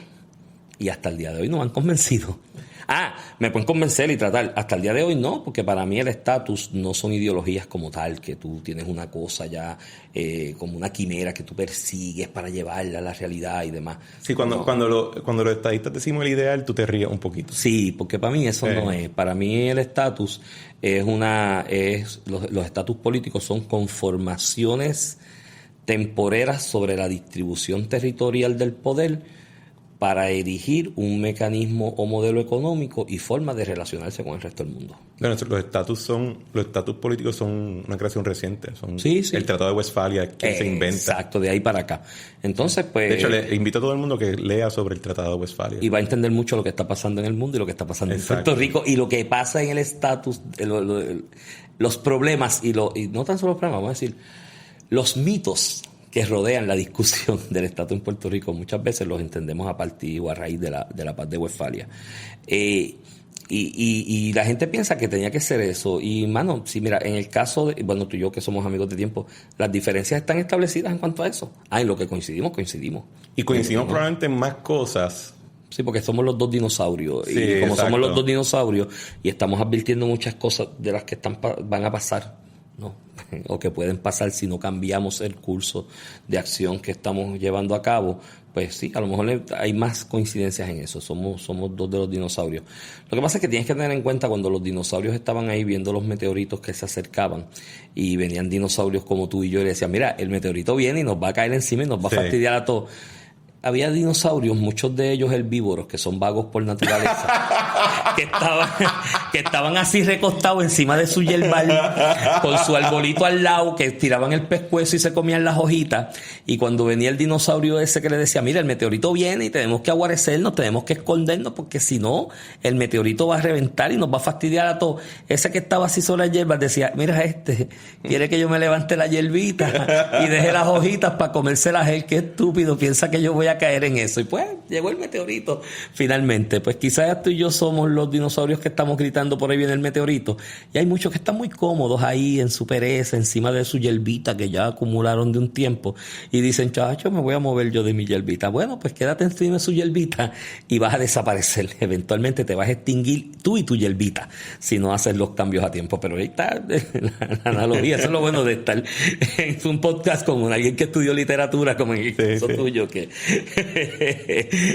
hay un montón de metáforas para explicar las cosas. Y darse 2 palos de ron. Y darse 2 palos de ron bueno, para que hay miles de metáforas de cómo explicar las cosas. Yo creo que a nosotros nos esquivó un meteorito y viene otro por ahí. Y ese es las veces que yo he estado en tu programa, siento que estamos hablando de ese tema. Sí. Cuando estamos viendo ahora en Puerto Rico, que estamos ya en la salida de lo que fue la quiebra judicial de Puerto Rico, que fue este evento que no comenzó hace 5 años cuando llegó una junta, lo que sea. En realidad comienza mucho antes. Y quizá el catalista de todo fue el asunto de las 936, la desaceleración de la construcción a principios del 2000. Y mucha gente... Y una cosa viene como consecuencia de la otra. Sí. Tenías este evento que todo el mundo sabía que iba a ocurrir a 10 años. Y hoy en día mucha gente dice, el gobierno no se preparó. Mi hermano, se quebraron 3 bancos porque tampoco el sector privado se preparó. O sea, la construcción desapareció como industria porque tampoco se preparó. O sea, la sociedad en general simplemente pateó la bola y dijo, yo no quiero ver con este asunto ahora. Y el resultado de esa quiebra, que ha sido el éxodo de una cantidad masiva de nuestra población, el número que a mí siempre me para los pelos es cuando tú ves que la población menor de 5 años de Puerto Rico se redujo 50 y pico %. Eso es preocupante. O sea, hay países africanos con genocidios que no han tenido ese número de población, de pérdida de población de niños, ¿verdad? De hecho, uno ve países africanos post-guerra civil y uno se da cuenta lo joven que es el país, porque quienes sobreviven no son los mayores, son los más jóvenes. Son más fuertes. Entonces, tenemos este asunto, estamos saliendo ya de esa quiebra que implicó, yo diría bastante, como es una quiebra fiscal, se expresa en números y en dinero.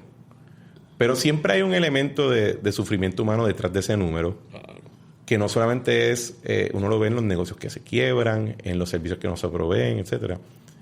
Y nos veo saliendo de esa quiebra con un optimismo un poquito hueco. Como que, se acabó y volvemos a la fiesta que tuvimos que poner en pausa.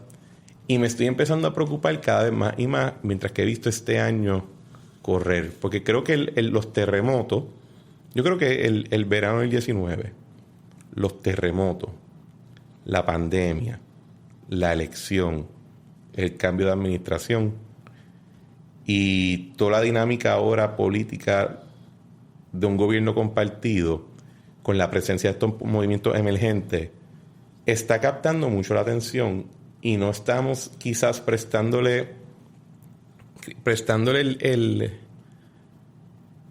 no estamos atentos al detalle de que el problema ese que había causado todo ese sufrimiento humano detrás de esos números y ese dinero no se ha ido, y que si vuelve va a ser más duro todavía y puede ser suficiente para tumbar lo que nos queda, sí, a tal nivel de que lo que queda de Puerto Rico sea una nota al calce en la historia del Caribe. Sí.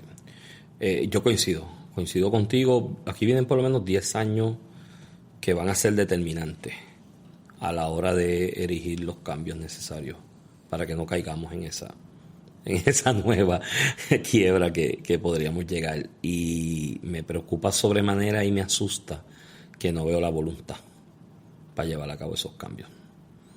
Veo a todo el mundo en la cómoda. Y es algo así como cuando las 936, que se hizo el anuncio oficial de la caducidad de los créditos, con un periodo de 10 años para la última etapa de caducidad del mismo o finiquitación de los mismos, y todo el mundo siguió como si nada. Todo el mundo siguió actuando como que, pues no, chévere, tranquilo, se van, y seguíamos viviendo y seguíamos con las mismas estructuras, con las mismas formas de hacer las cosas, y no cambiamos nada. Y llegó el 2006 y ya no había. Y veo que estamos como que en esta etapa final de este proceso de quiebra. Veo las actitudes por ahí que está todo el mundo en las mismas. No hay que cambiar nada. Está todo bien. Estamos bien. Yo no sabía que Bad Bunny había llegado hasta el punto de meterse en la intrínseca la psiqui de cada puertorriqueño, de cada actual político, para venderle esa idea de estamos bien. Bad Bunny yo creo que Bad Bunny sí expresa muy bien como artista la conciencia o el ambiente. No creo que él la crea, pero creo que la expresa muy bien. Estamos bien. Sí. Estamos bien y vamos para adelante. Bueno, no es ni estamos bien, porque estamos bien de él yo creo que era un poquito en rebelión. No era de complacencia. No era de complacencia, sí. Ahora mismo el estamos bien de los actores políticos, ¿no? Es un estamos bien de complacencia. De que deja que se vaya la ucraniana y los gringos aquellos y volvemos. Y volvemos y no es tan solo eso, es que la ucraniana y los gringos aquellos van a estar unos años más y los cambios hay que empezar a hacerlos ahora. No, y que no se van a menos que lo haga uno. La autogobernanza no es automática.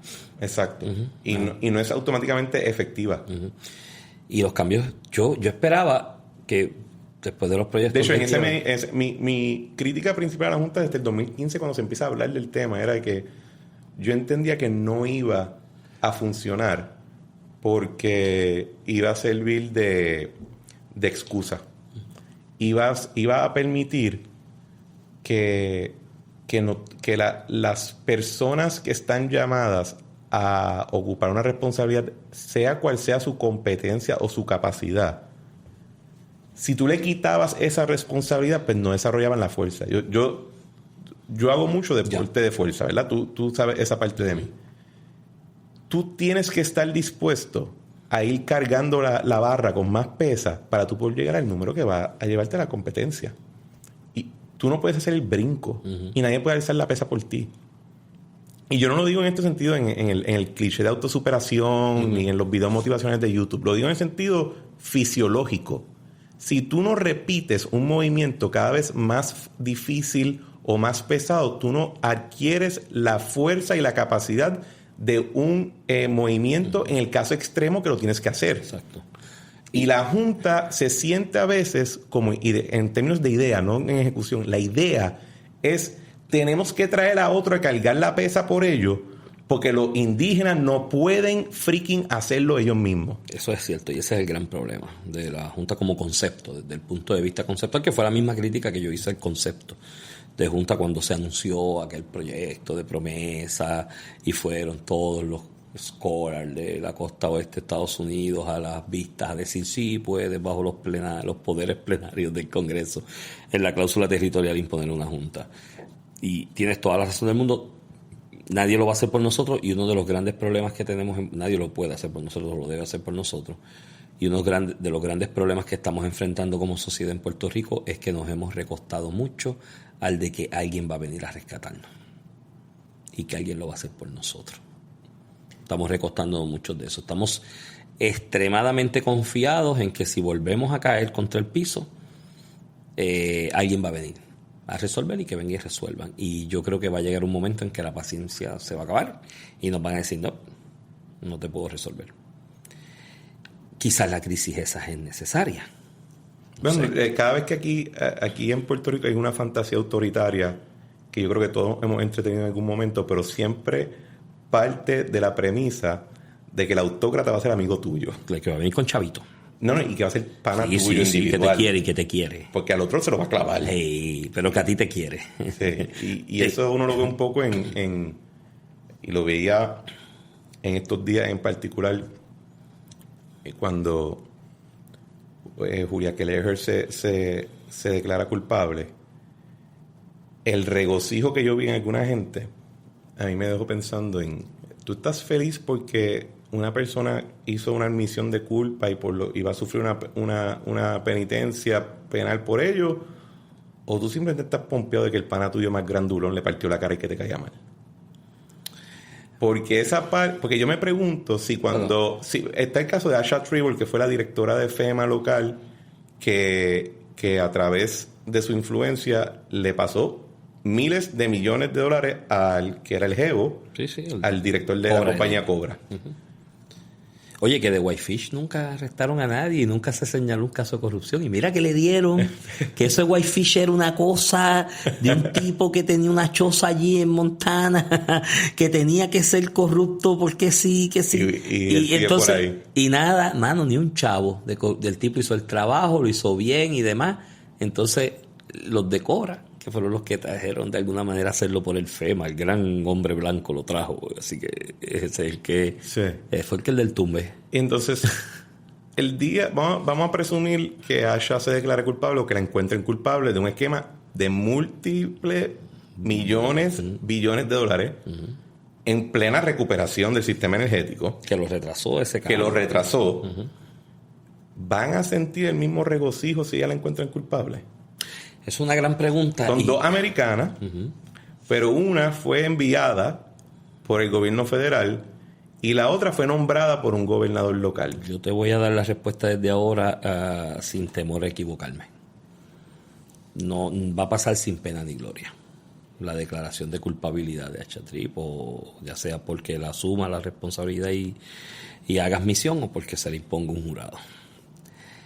Va a pasar sin pena y gloria, va a ser una página número 17 o 18 en alguno de los periódicos diarios del país, va a ser una nota de 1 minuto y 30 segundos en algún telediario y nadie va a sentir tanto regocijo ni va a expresar tanta satisfacción, y te voy a decir por qué. Julia Kelleher representó en un momento determinado un planteamiento y cuestionamiento de cambio en el sistema educativo de Puerto Rico y en la forma de hacer las cosas allí. El rechazo a Julia Kelleher y el repudio que muchos sectores y muchos grupos expresaron contra ella desde el día 1, aunque utilizaban el epíteto de la gringa o de la americana, ¿no? Y la blanquita. La blanquita, porque era parte del entretenimiento a la hora de transmitir el mensaje de odio o de rechazo para que otra gente se le uniera. Y era fácil enganchar gente y cautivarlos bajo el epíteto de blanquita, de gringa, de americana, de lo que fuera.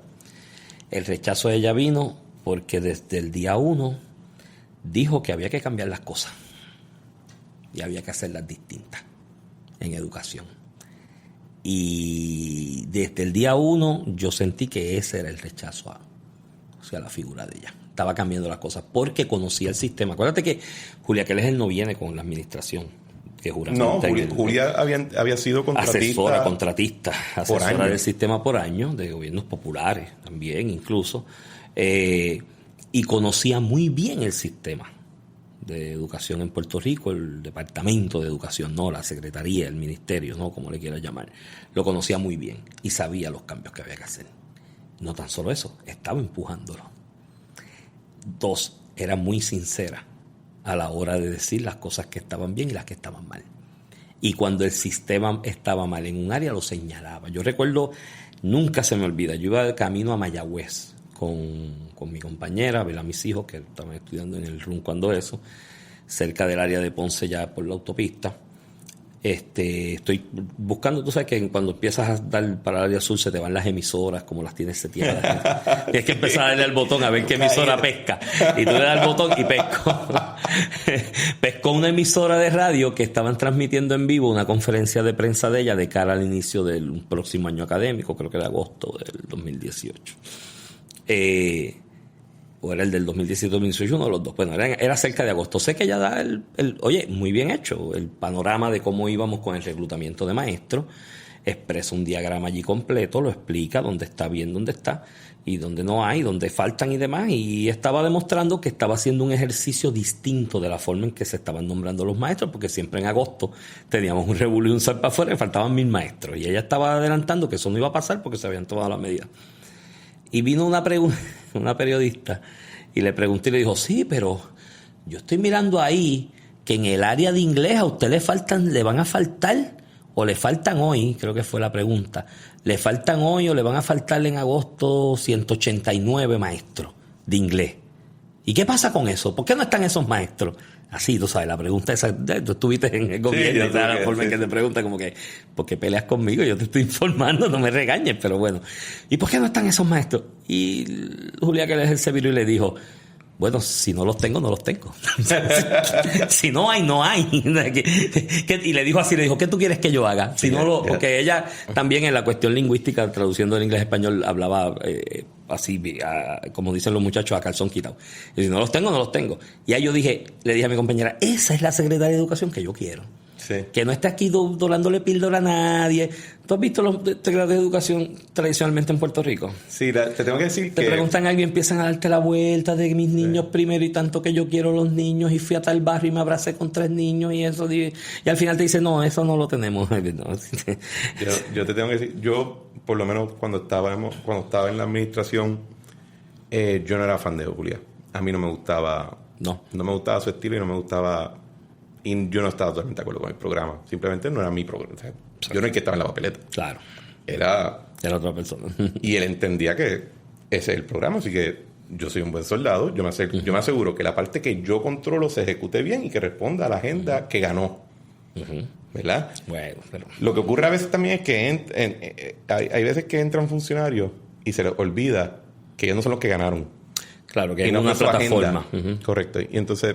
Pero si cuando tú entras como funcionario te das cuenta que quizás lo que se... No, claro. Ahí tú tienes que hacer y yo te puedo decir que en lo fiscal el cambio grande fue que la administración gana diciendo que no había que entrar a quiebra y a los 6 meses estábamos en la quiebra. O sea, una vez llegas allí, ves las cosas sobre el papel y dices, oye, no... Pero lo que voy más es simplemente no... Oye, es personalismo, simplemente no encajaba con ella.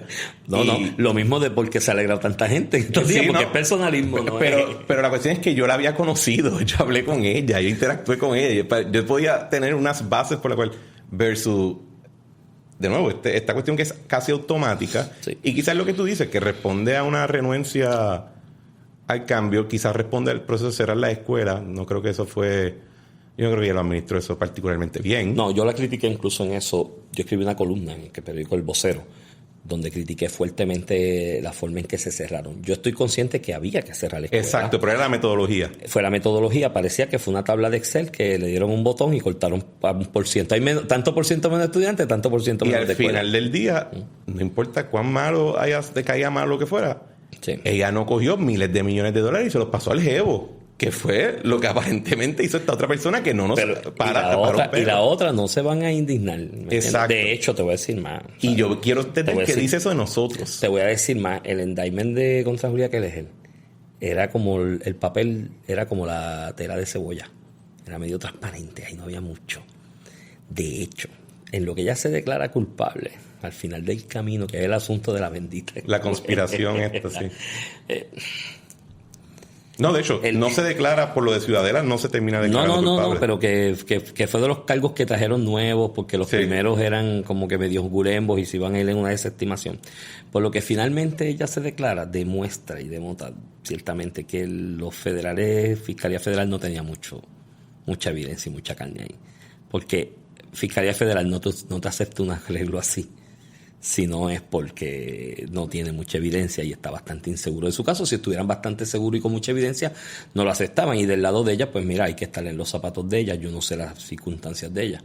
Pero un juicio allí en la federal cuesta billetes de verdad. Sí. Si no, pregunten por ahí a Aníbal se gastó 2 millones de pesos, 3, algo así. O sea, un juicio allí cuesta. Y a veces tú llegas a arreglos, no necesariamente porque hayas hecho algo malo, sino porque pues me sale más barato. Y si la fiscalía te dice, cógete este tiempito y pide perdón, ¿qué tú haces?